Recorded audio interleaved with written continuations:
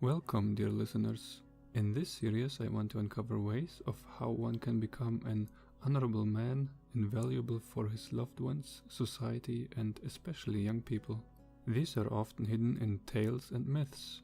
The meaning of tales change when you progress through life. I might understand the tale very differently in 10 years than I do right now. Nonetheless, I will do my best to uncover the most significant bits of meaning. Our first tale will be that of Iron John. Enjoy! Once upon a time there was a king. He had a castle and a large forest next to it, which offered a lot of wild game. Once he ordered a hunter to go out and shoot a deer. The hunter did not return. On the second day he sent 2 other hunters to find the man. Both disappeared as well. On the third day he summoned all hunters of the castle and told them to go and search the whole forest until they find those who are missing. But not a single one came back. From this moment, no one dared to step into the forest. Let us talk about the meaning of this introduction to Iron John. The archetype of the king is a figure of balance and control. In his prime, he represents the spiritual father of the state and the pinnacle of what a man can achieve. His presence brings a balance between chaos and order. But the older a king gets, the more likely he represents order. If he is not careful, he can turn to stone. He can become either a tyrant or a wise king. This tale tells of a wise king, which is a common mythological set. The wise king's capacity for confronting chaos decreases by the age. The king possesses a castle and a large forest with wild game. On one hand, this represents his wealth, but on the other, it represents something much more interesting. The forest represents nature. One of nature's definition is chaos. At the same time, walls represent order, because they keep chaos out. A castle in the forest represents a walled garden in which chaos is brought into order. But what is it in the forest that makes men disappear? Is it the wild? Is it the unknown? Is it chaos itself? Chaos transforms. In order to take on chaos, you have to be able to transform yourself, something the wise king cannot do. The king's doggedness to conquer the threat in the forest by sending more and more men to the point of losing them all represents his inability to conquer the unknown. After his defeat, the forest is declared a place too dangerous to go to. Let us continue with the tale. It took many years for a foreign hunter to come. He made the king an offer. He would go into the woods and find out what had happened to his men. He was accompanied by his mighty dog, which served him since many years.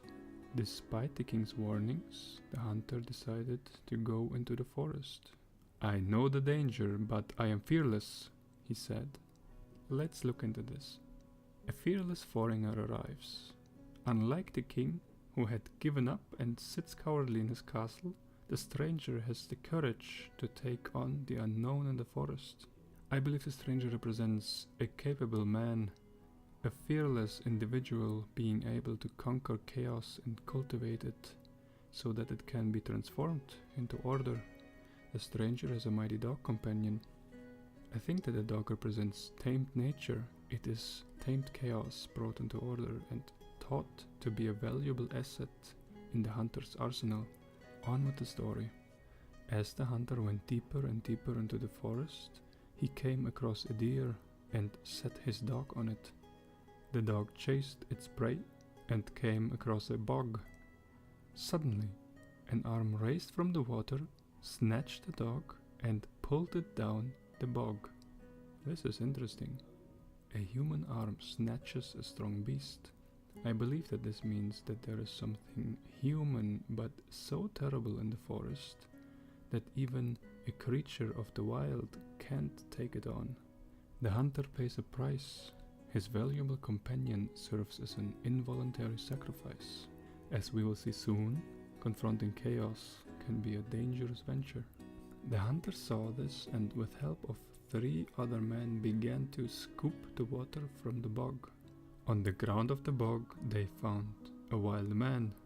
His skin was brown as iron, and his hair went to his knees. Water in the spiritual sense is understood as chaos. By removing it, the men uncover the wild man in the bog. He has iron skin and hair to his knees. A wild man is a human untouched by culture. In a sense, he is our ancestor. He is one of our fathers. Nature is still strong in him. I believe iron skin is a symbol of immortality. We cannot erase what the wild man is from our spiritual realm. Hair is something interesting. Whenever modern humans think of hair, they feel at least a bit of disgust.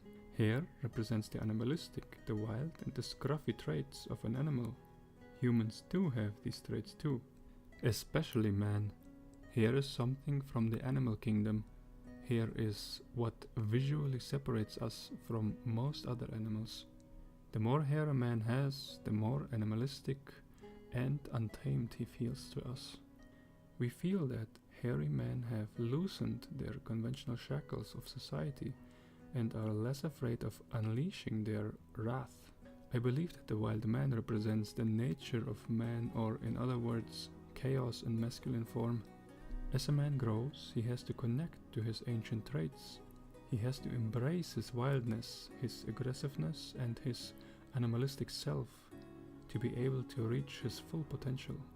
I believe that the wild man on the bottom of the bog is all this. They shackled the wild man and brought him to the king. The king encaged him and put a death sentence on anyone who would open the cage. The queen herself had to store the key for the cage. From now on, the forest was safe. The wild man is brought to the king. As said before, the king represents order, while the wild man represents masculine chaos itself. The king would naturally fear the wild and uncontrollable man. He is outside of society's confines. Conventional rules of order do not apply to him.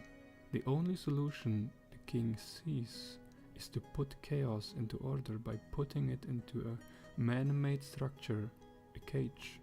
In a spiritual context, the cage does not represent anything different than being unwalled in the castle. The wild man being locked up seems to be not enough, though. The king has to put a death sentence on anyone who opens the cage door. Why would he go with such harsh measures? The king fears that someone, for whatever reason, could open the cage. His fear is justified. The one uncontrollable thing in the world is chaos. You can negotiate with chaos, but you cannot encage it. It will get out, and if by that moment you made no bargain with it, you will regret it. Chaos is not only part of the wild man in the cage, but of every single one of us. Every dweller in the king's castle could be grabbed by chaos or curiosity and open the cage. In addition, the king gives the cage key to his wife, the queen. We'll find out soon why it has to be the queen. From this moment, the forest is declared safe. Order has come to the wild again, which is a contradiction in itself. The king had an 8-year-old son. During play, his golden ball fell into the cage. "Give me back my ball," he told the wild man. "Only if you open the cage," the wild man replied. "No, the king forbade it," shouted the boy and left. On the next day, the boy came back and said, "Please give me my ball." "Open my door," the wild man replied. But the boy didn't want to. On the third day, the king was out on the hunt. "Give me my ball," the boy said. "Only if you open my cage," the wild man replied. "Even if I wanted to, I couldn't. I don't have the key," the boy said. The wild man spoke. "The key is under your mother's pillow. You can take it from there." We learn that the king has an 8-year-old son. His golden ball falls into the cage of the wild man. Why is the ball golden? In the spiritual context, a golden orb can be a symbol of purity. We often associate young children with purity. They are holy to us. The boy loses his purity to the wild, but he wants it back. Several times he asks the wild man if he can have it back, but the only way to get it seems to be to free the wild from its shackles. For the first time in his life, the boy has to bargain with chaos. Let us analyze the bargain itself. The first day, the boy uses the phrase, "No, the king forbade it." By that he means that he should not question the authority. He has no power to make such a dangerous decision. He has to accept the judgment of his father, the king. The second day, the boy does not want to, but he doesn't mention his father.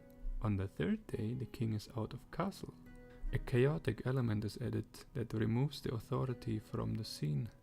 On this day, the boy replies that he cannot open the door because he does not have the key.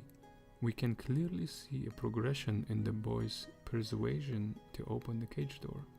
It is as if he is controlled by his curiosity. What happens next is very interesting. The wild man tells the boy where the key is. In addition, he allows him to get it. Chaos itself speaks to the boy and ensures him that it would be in order to ignore all conventions and open the cage. That is the nature of all persuasion.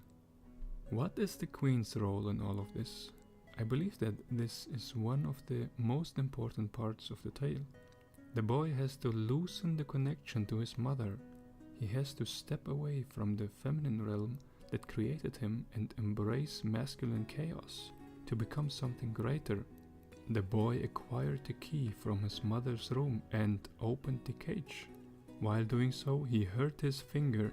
The wild man stepped out of the cage and gave back the boy's golden ball.